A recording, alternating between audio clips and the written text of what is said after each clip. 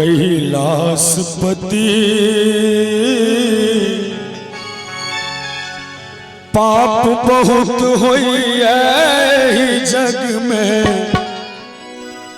पाप बहुत होइए जग में, कापैया धरती सुनु सुनु यो कैलाशपति। पाप बहुत होइए जग में, पाप बहुत होइए जग में, कापैया धरती सुनु सुनु यो कैलाशपति, सुनु सुनु यो कैलाशपति।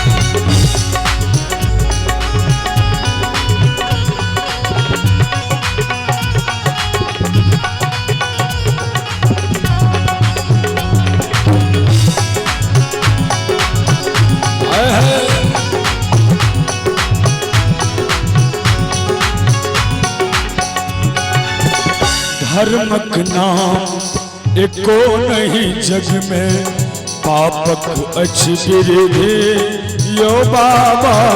धर्मक नाम एको नहीं जग में, पापक अछि विरोधी।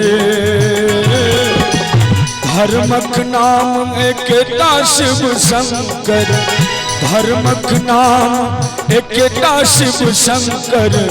माँ गंगा बहती सुनु सुनु यो कैलाशपति, सुनु सुनु यो कैलाशपति।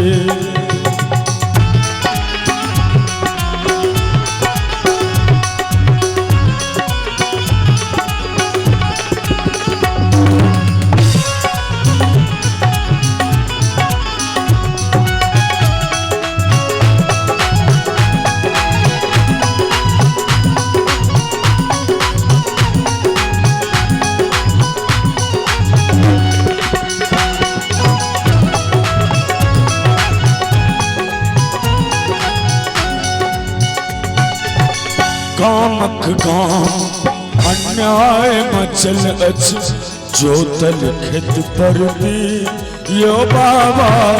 कामक काम अन्याय मचल अछि, जोतल खेत पर दे।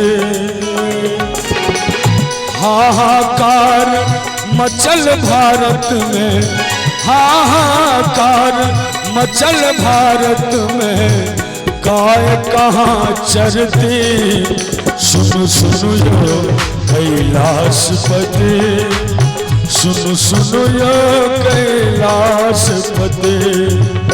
एखन मिथिला में किछ किछ गीत हम जे पौराणिक बहुत पुरान रचना सब गाबि दिलिए, नाम ने ले बहुत एहन कवि छथिन जे कहलखिन ओ हमर लिखल छी।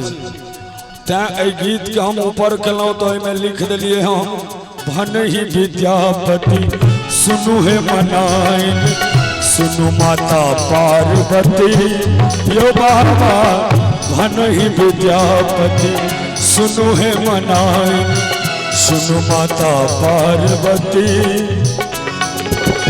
सबटा भार परल शिव शंकर, सबटा भार परल शिव शंकर।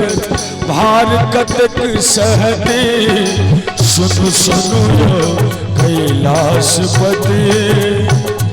हे पाप बहुत होइए जग में, पाप बहुत होइए जग में, कापैया धरती सुनु सुनु यो कैलाशपति सुन सुनो यो कैलाशपति सुन सुनो यो कैलाशपति सुन सुनो यो कैलाशपति सुन सुनो यो कैलाशपति।